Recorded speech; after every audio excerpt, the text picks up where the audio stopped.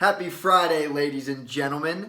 We are on Chapter 2 as a part of Part 3, and the title of Chapter 2 is Build Your Inner Citadel. I absolutely love that title. And just again, we're on Part 3, which is all about will and willpower. So keep that in mind as we go through.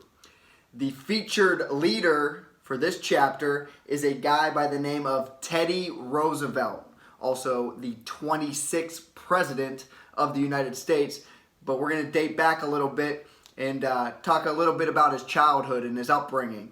And to a lot of your surprises, I know mine included, he suffered from severe asthma. And it was so bad to the point where from ages like 3 to 15, there would be times where he would be stuck in bed for days at a time because the asthma was so bad. And he eventually got to the point, and his father was the one who kind of sat him down, and they discussed it together. But he got to that point where he was either going to have this asthma defeat him, or they were going to have to fight it.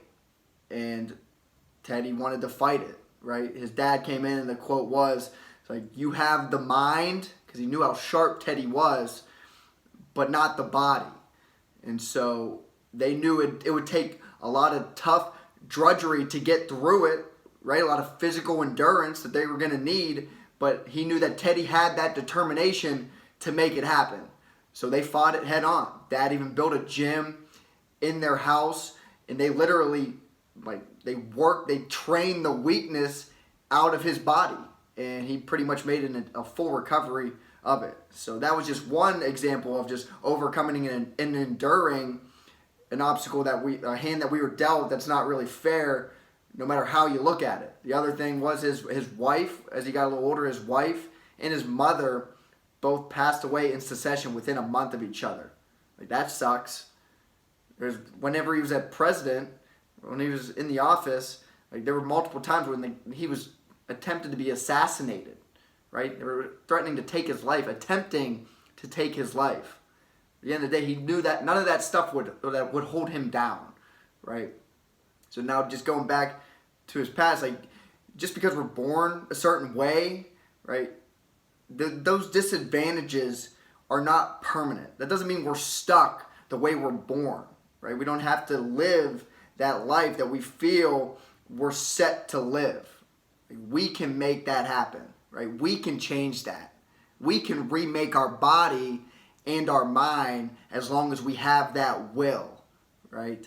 And then that leads us into really what the chapter is about, that inner citadel. And I told you, I absolutely love that inner citadel. So what is that inner citadel? It's that fortress inside of us that no external adversity can ever affect, that will never have a bearing on our inner citadel.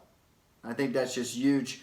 And then the biggest thing that we got to understand about this is this inner citadel, that strength, that will. We're not born with that. That's something that we need to build up. And then once we build it, we need to constantly take care of it. We need to just continue to strengthen it and treat it and train it. And that's not easy. But there are ways that you can strengthen it. And one of the best ways to do it is strengthen it with all the good things that we overcome. All the good things that we come into contact with. All the accomplishments, all the achievements. Build that inner citadel up. Promote yourself with positivity.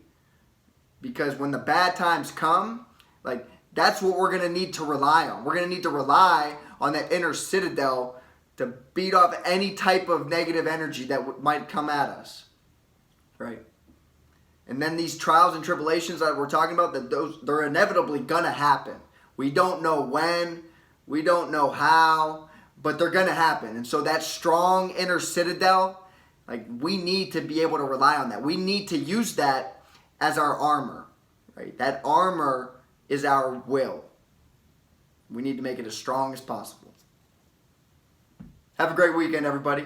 See you on Monday.